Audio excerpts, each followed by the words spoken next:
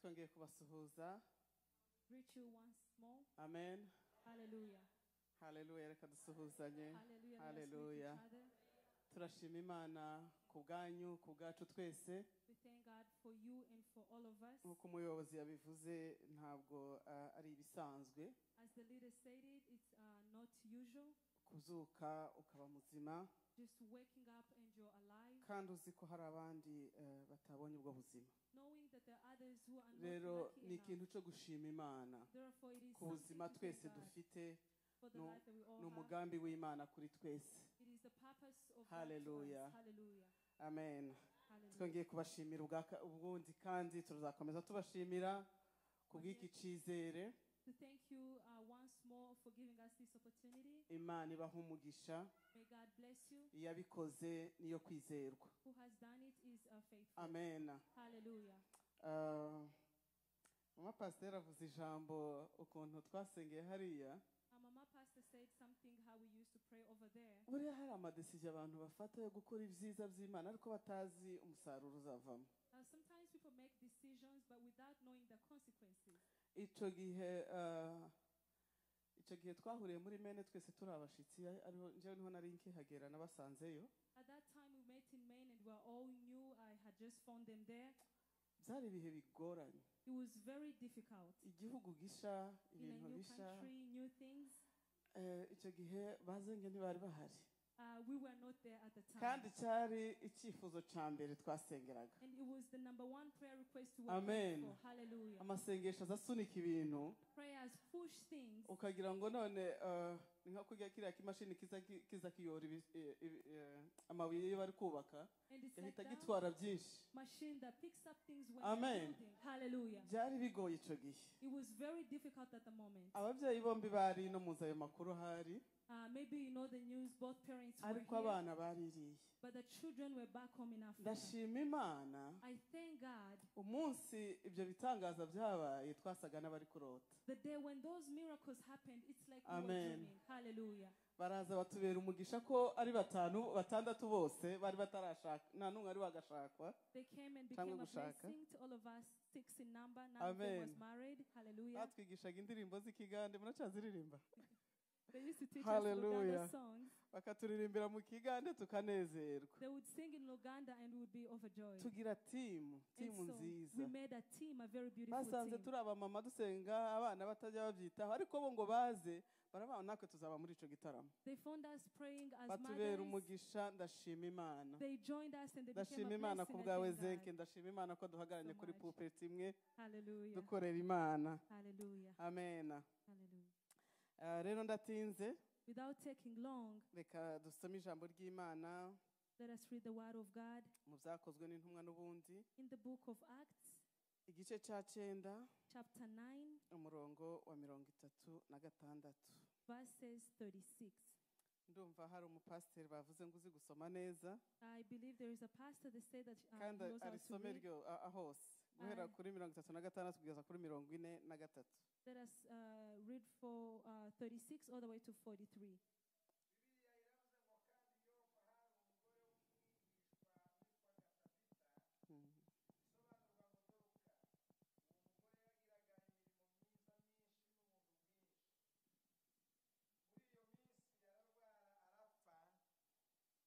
Bamaze kumwuhagira bamushira mu cyumba cyo hejuru kandi kuko iruda hari bugufi bw'iyopa abigishwa bumvise ko Petero yari bamutumaho abantu babiri bamwinginga bati ngwino uzi wacu ntutinde. Petero arahaguruka ajana nabo, asohoyeyo bamujana muri ico cyumba cyo hejuru. Abapfakazi bose bahagarara iruhande rwe barira, berekana amakanzu n'imyenda Doruka yababoheye akiriho.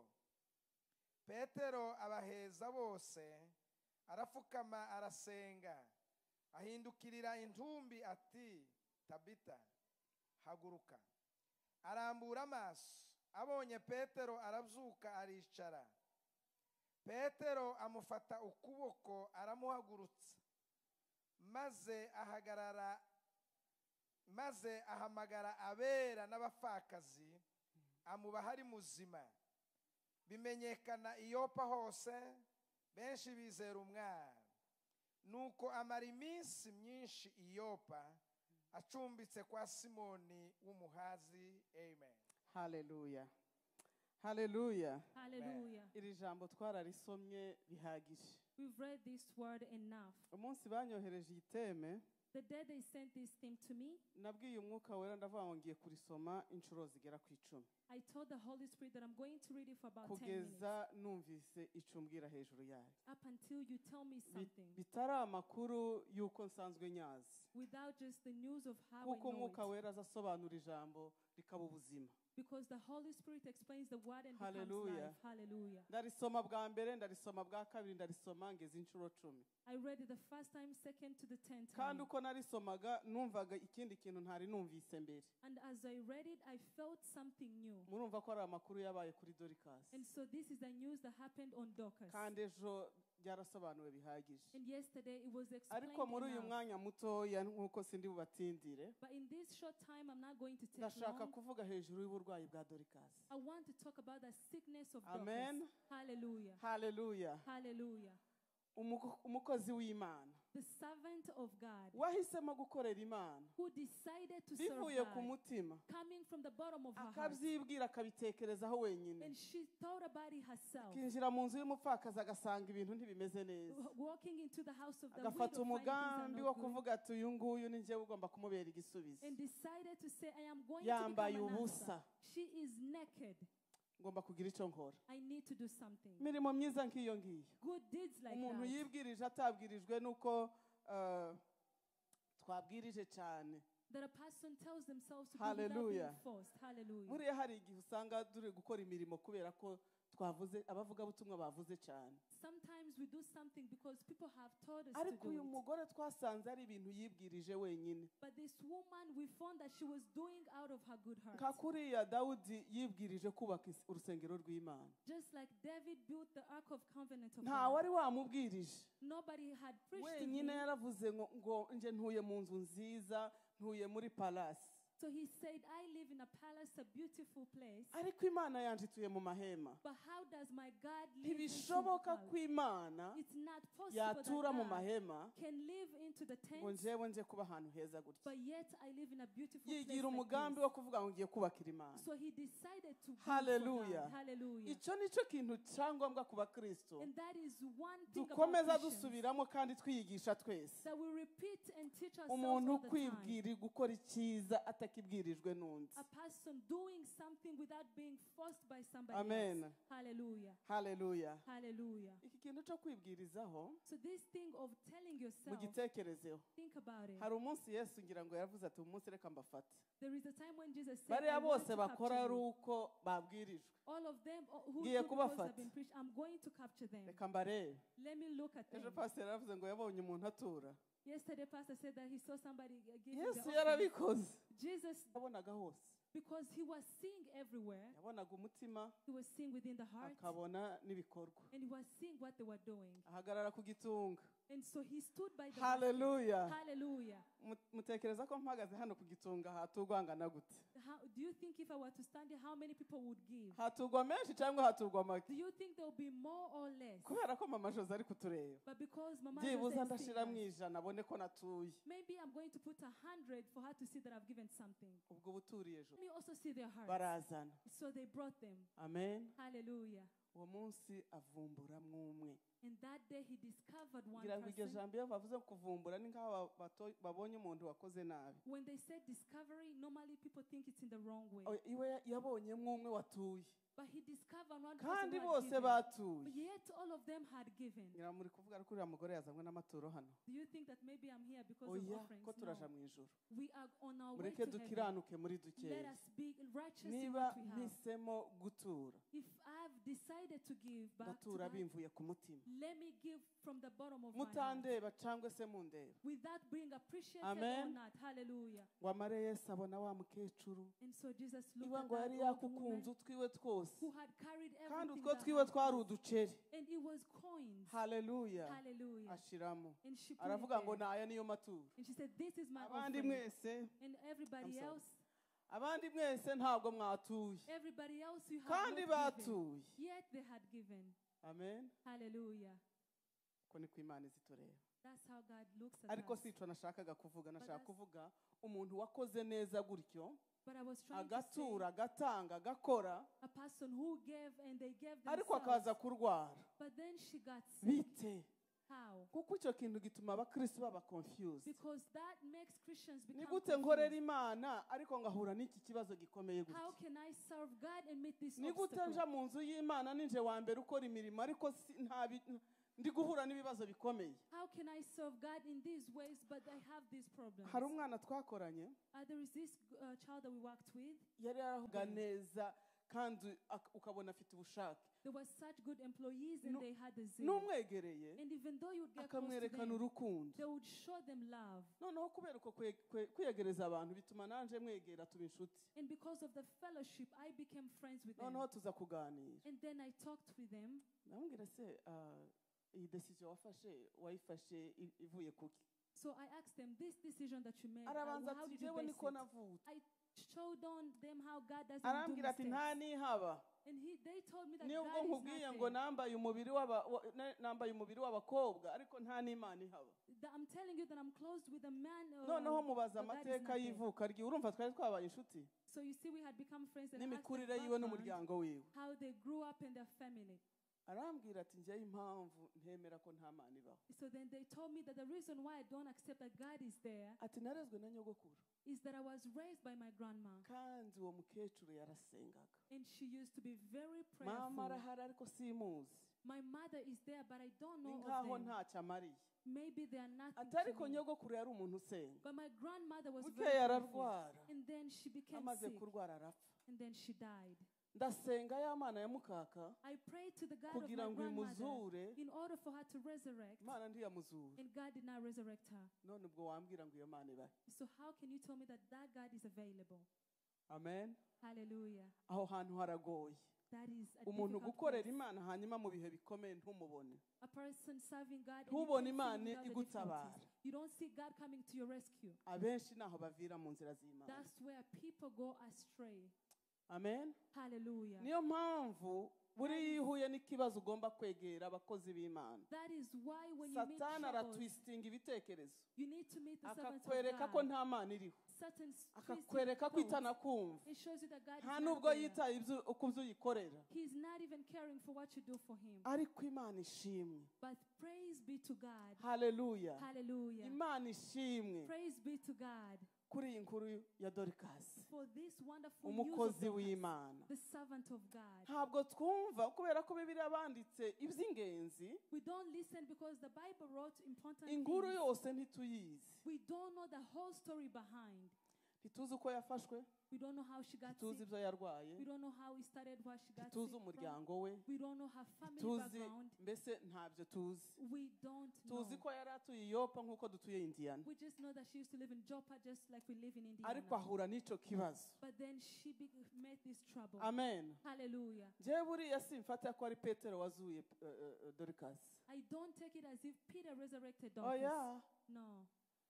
Petero Peter, yaje ari nk'ikimenyetso cy'umwuka wera udukoreramo. he came as a sign of the Holy Spirit that works within kuko us. impamvu ntabyemera buriya The reason why I don't allow with it nuko Petero atari yaje mbere. is that Peter had not come Petero at first. yazanywe nuko Peter came because umuntu yapfuye. a person had died. bivuze ngo Meaning that Imana igira amaso yo kureba. the God is omnipresent Hallelujah. and he sees everywhere. Hallelujah. uburwayi bwa Dorcas The sickness of Dorcas, iyo ataja gukomera, if she wouldn't get iyo better, adakora imirimo, if she wouldn't do her iyo deeds, atayikorera abantu bamwibuka, if she wouldn't serve and people would remember of her, tuba twaramubuze icyo gihe. Nubwo nubwo yaje kugenda n'ubundi. That means that we would have lost her by that Bivuze time. iki? What does this Ndimo mean? gushaka kuvuga iki kuri uyu munsi? What am I trying to say today? Kuri ba bantu bakorera Imana, For those people who serve basenga God, Imana, those people who pray babaza to Imana God, urihe Mana, those people who ask God, none se where are you? kutanyibuka You are not imirimo remembering yanje, my works, amaturo yanje, my offerings, kwitanga kwanje, all that I frustration do, zanje mu murimo all w'Imana, my free kuko strategies in the presence of utabyitayeho. God. How come you're not caring? Amen.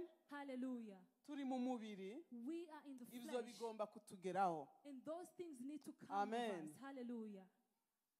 Niba hari ubutumwa bubesha, ni ubutumwa bukubwira ngo nukorera Imana nta kibazo kizakugeraho. If there is misleading, nothing Kure, is going to happen to nimukure you. mube bakuru mu ijambo ry'Imana. Learn to be mature in the Amen. word of God. Hallelujah. Kuko buri kibazo cyose iyo kivutse kiba kirimo impamvu. Because when there is a problem, then there is a reason behind it. Impamvu yabayeho ya Dorcas kugira ngo arware kandi apfe, The reason for Dorcas to be troubled and die kwari ukugira ngo uyu munsi jewe nawe twige hejuru yo gukorera Imana tutabona ibihembo, was that for you today and I to dutegereje serve God igihembo umunsi w'Imana. without being rewarded, but Hallelujah. waiting for the day of Hallelujah. the Lord. Hallelujah. Mu burwayi bwawe bw'uyu munsi In your sickness of today, cyangwa se muri biriya byose witotombera, or in all those things that you aho uri distract kubona yourself, warakoreye Imana ariko ntabwo biri gufatika, where you see that you've served God, but it's not komeza working. uyikorere. Continue to serve. Ni ukuri Imana ntizigahegwamo. Truly, God doesn't Nitaguhemba wewe ukiriho uyu munsi, if He doesn't repay you who is here today, izahembera abana banje. He is going to repay your Amen. offerings. Hallelujah. Ejo pastor yavuze, apotre yavuze hejuru ya Suzana mama wa John Wesley. Yesterday, Apostle talked about Anyibutsa Susan, the mother of umubyeyi John wanje, Wesley, nzakunda kumuvuga. and he reminded me of Nawe her yitwaga parental Suzanne. namesake. Her name was Susan. Hallelujah. Hallelujah. Uwo mubyeyi That uyu mother, munsi wamuzura nk'uko Dorcas yazutse, if today should be resurrected like akamubwira ngo nyirabintu wawe nitwa nyirabintu mu yandi mazina y'iwacu abatanzi, tell her that Nyirabintu ahagaze imbere karabwiriza. is standing in front of people and preaching. Mama Suzana yavuga ati koko nemeye ko Imana igira imbaraga. Suzanne would say that I Amen. believe that God is powerful. Hallelujah. Hallelujah. Imana igira imbaraga. The God is powerful. Je sinari nzi kuvuga I never knew how ku to buryo speak. mama yaravuga ngo ariko uyu mwana azaba muzima. My mom would wonder, is my child going to be Uzi okay? kwa kundi ababyeyi batekera abana mu nzu tukirukanga mu giturage, mwe mwakuriye hano ibyo kurya byuzuye, Do you know how they used to park in the village? barangiza gucumba twirukanga tuja kurya. So they would put Noneho money njye and then nkicara go to nkariya, eat, and then I would sit over there. abandi bakarya bihuta. Others would eat quickly. Noneho mama akamaza se wowe kutari kurya. My mom would ask me, Nkamubwira, how come none you're se not ko eating? mutambwiye. But you didn't tell me. Amen. Hallelujah. Kurumva uwo mwana hari ibyiringiro byo kuzavuga ubutumwa uyu munsi yari Do you think kubitekerezaho. There was hope of Ibishoboka. preaching today. It's not Ariko possible. Imana yasenze. But God, whom she prayed to, Hallelujah. hallelujah. Hallelujah. Hallelujah. Uyu munsi ko ndabahamiriza Kristo, Today I am here to ndafite testify ubwoba Christ. imbere yanyu, And I'm free, ndatinya I'm not scared. ikibi cyose. I'm not scared of Hallelujah. anything. Hallelujah. Imbaraga z'amasengesho, And that is the power of imbaraga the prayer. z'ababyeyi basenze, That is the power that our parents kandi are ndi praying to. umuhamya n'abamuzi n'abahamya And biwe. I am a Ntabwo ari testifier we of naje those. kwigisha, I am not here naje to preach about kwigisha that. Dorcas. I'm here to preach Ariko no about mu Dorcas. buzima bwa none And also in your daily life turimo of kurya today, imbuto z'ababyeyi We are cyangwa se eating- z'abantu we are eating from the fruits babibye. of people who sowed bagapfa wenda batanasaruye, and maybe died without reaping. ariko uyu munsi But today, tukaba turimo gusarura. we are here reaping Hallelujah. on their behalf. Hallelujah. Hallelujah. Hallelujah. Buriya Normally, umuntu utanga igitambo gikomeye a person who sacrifices a ni umuntu lot uca inzira is a person who abandi makes bacamo. a way for others. Amen. Hallelujah. Abatazi inzira Those who don't know the akabereka way, inzira. they show them Hari the way. abatweretse inzira. There are some people who have shown us the Hallelujah. way. Hallelujah. Hari inyenyeri yayoboye ari abanyabwenge kuja aho Yesu yavukiye, There is a leading star that led the wise men to where Jesus was born. barayitumbira, And they focused on it. barayikurikira, They followed it bageza aho batakaza kuyizera up until the time when they lost their kuko belief. yarimo kugenda direction zitari zo. Because it was passing through Izo different bibwira ko directions. ari zo zitari, ibyo yibwiraga si zo inyenyeri yacaga. Where they were thinking is now where Aravuga the ati star ibyo ari was zo passing. zose iyi nyenyeri kirayoba umwami So they atuye say, hariya. maybe this star is misleading us. Haleluya. Hallelujah. Mureke twubahe inyenyeri zatuyoboye kuri Kristo. Let us Ababyeyi badusengeye bakatubera inyenyeri, mureke duheze Imana icubahiro ku bwabo. Haleluya.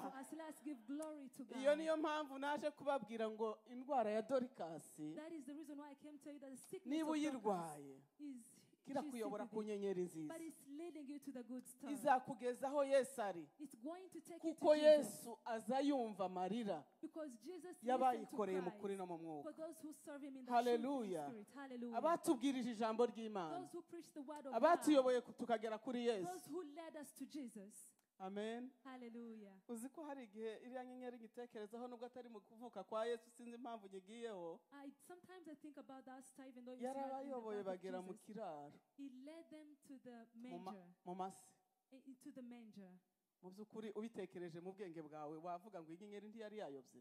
But if you think about it, you would think that that star was misleading. Hari igihe abakristo tuba determine gukurikira Yesu, Sometimes Christians become ariko determined to ukaza follow Jesus. guhura ugazugira ngo urimo gukandagira mu masi. But then you feel like you're stepping into the cloud. Abatari abanyabwenge azahita bivamo, To the wise akibwira people ko that nta are not wise, Yesu. they think that Jesus Ariko is not Yesu there. araryamye mu muvuri. But Jesus is Haleluya. sitting in the manger. Inyenyeri Hallelujah. yiwe izakuyobora hakwiriye. The brighting star is going to lead you to the Sifa right kwa place. Mungu. Hallelujah. Uburwayi bwa Dorikasi The rero sickness of ngiye darkness. kurangiza nkubwira ngo niba urwaye warakoreye Imana, I am going to tell you that if you're izera sick and umuzuko. believe Haleluya. in the Kuzuka resurrection. kwa none no kuzuka kw'ijuru, The resurrection of hariho today and ibihembo heaven. Imana itanga There is rewards iyo that umuntu God ayikoreye gives. mu bihe bibi no mu bihe When byiza. you serve Him in good Iyo times umara and bad amajwi ukavuga times. ngo ngiye kuyikorera uko bisa kose, When you decide fully niba and totally shake to bavuge follow ngo Him. nta Mana agira, Whether they say that I don't have ariko God, ndayikorera. but I'm going to serve Nigeze Him. kwigisha icyigisho kivuga ngo Imana yawe iri hehe. One time I taught and said, Where is your God?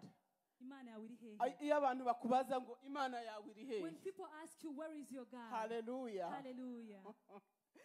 Icyo ni ikibazo cyakuye abantu benshi mu gakiza, That is a question that has kubera ko lifted people out of ba-expectinga salvation. kubona bya bindi bimurika, Because the expectation is to see the hanyuma brightening bakaza things, gusanga siko and bimeze. then they find it Ariko elsewhere. umukristo nyawe But a true ntabwo Christian, ukorera Imana ngo nuko byose gusa bimeze you neza. don't serve God because Uyikorera things mu are gihe good. gikwiriye ugategereza umunsi wayo. You serve Him in the right Hariho time bimwe and wait for ndafitiye His time. igisubizo none, There are things that I don't have answers ariko for hari today. ibyo Imana iteganya igisubizo cyayo gusa. But there are things that God adjusts Amen. for the answers. Rero Hallelujah. Dorikasi urwaye uyu munsi, So Dorcas, who is sick utaragera here ku munsi today, wo kuzuka, who hasn't felt hariho the umunsi resurrection, w'inyenyeri yawe, there is the day of your kandi brightening star. iyo nyenyeri izamurika cyane, And your star is going to izakumurikira brighten. imurikire It n'abawe. is going to shine for you. Haleluya. and for yours. Hallelujah. Nakubwiye ngo ukomere I am telling you to be strong. mu burwayi bwawe, komera. In your sickness, be Yesu strong. arahari, Jesus is there. aracyakora n'uyu Jesus is munsi. still working up until Haleluya. today. Hallelujah. Humura ntiyagutaye. Take heart, He hasn't Ntabwo left us. ashobora kwibagirwa umuntu wakoze Imana, He wakoreye could Imana never kuri iyi. forgive those who have Ntibibaho. forgotten. It's not possible. Ntibibaho. It's not Habe possible. n'abuzukuru bawe bazahaha. Even your offerings are going to enjoy from Hallelujah. those fruits. Hallelujah. Iyo ubona wunamye uri kurira, When you see that you're bending and upfuka crying, mutabaza, kneeling and calling upon Mwami God, Yesu ndengera, calling Jesus, Mwami come and Yesu cover me. nyibuka, Come and remember Mwami me. Yesu ntundeke, Lord Jesus, Mwami don't Yesu forsake ndayatanze me. I ndigomwe, am giving myself. ntunyibagirwe. Do not forget Nta me. Mana izayibagirwa abayo. God doesn't forget Hallelujah. of His people. Hallelujah. Nta Mana yashoboraga kwibagirwa umugore nk'uyu. God cannot forget a Uyu woman munsi like ko that. turamwigisha. Today we are learning Reka how nawe ube to Dorikasi wa Indiana. become the Dorcas of Indiana. Amen. Hallelujah. Reka ube Dorikasi wo mu wawe. Become the Dorcas of Habe your nubwo house. bazaza baguca imigani. Even though people judge you, Komera shikama, Kristo ni umwami. be stronger. Jesus is the King. Hallelujah. Hallelujah. Ndarangije. I am coming to an end. Ubutumwa bwanje bwari ubu. That is my message. Ntiwibwire ko inyenyeri yawe izagarukira mu mase gusa. Don't think that your star is going to come into the Harimo cloud. Kristo. There is Christ. Ntiwibwire ko gukorera Imana Don't think that serving God bidafite akamaro kuko utahembwa uyu munsi. without purpose right now that Hari you cannot be ibyiringiro rewarded. by'ejo. There is hope for tomorrow. Hallelujah. Hallelujah. Hari ibyiringiro by'ejo. There is hope for the future. Imana yabwiye Rachel, God told Rachel, kandi icyo gihe Rachel yari yarapfuye, in that time she had ariko died. cyari igishushanyo cy'umubyeyi wabyaye abana ba Isirayeli, wabyaye Isirayeli. It was an image of the woman who had bore muri Israel. Yeremiya 31:15 Jeremiah 33 verse 16. iramubwira ngo hoza ijwi ryawe He said, be quiet. we kuboroga Do not cry. we kuboroga Do not cry. ngo umurimo wakoze ntuzagupfira ubusa. That what you did is Hallelujah. in abundance. vuga ngo Hallelujah. umurimo nakoze ntuzamfira ubusa. Tell yourself that what you did is ntibibaho not going to be taken kumukiranutsa advantage. umurimo yakoreye Imana It's not wamupfira possible that a ubusa. faithful man komera can rero go in vain. ushikame So therefore, be wongere strong. ukore Work wongere again. usubiremo. Serve. Kristo ari ku ngoma Christ is on the ibihembo way. byawe birahari. And your rewards Haleluya. are waiting. Yesu abaho Hallelujah. umugisha. May God bless you. mwami Yesu ndashima izina ryawe I thank your name, O God. ndashima imbaraga I zawe thank your power, O ziza God. zikorera mu nyantege nke nkatwe. That works into the weakness ushimwe of kuko uri God. Imana izayita ku isezerano ry'abera. We thank you that you take ibyo care of our wasezeranije promises. ntiriza rihinduka. And what you've said sabiye doesn't umuntu change. wese wibaza ameze nka I Dorikasi pray that everybody avuga ati who is narayikoreye like ariko nta bingaragaraho. saying that I prayed, but this doesn't Hallelujah. show for me. Hallelujah. ongera umukomeze kandi umuhumurize. Continue to strengthen mubwire them, O kuko God, uhari. and tell them that you are there. Hallelujah. Hallelujah. uri Imana nziza You are a good uzuhindura God. ibikomeye You change the ukubaka difficulties, uwacitse intege. and you wongere regain. mwami ukomeze ubwoko bwawe Continue to mu izina strengthen rya your people, Yesu. O God. In the name Amen. of Jesus, amen.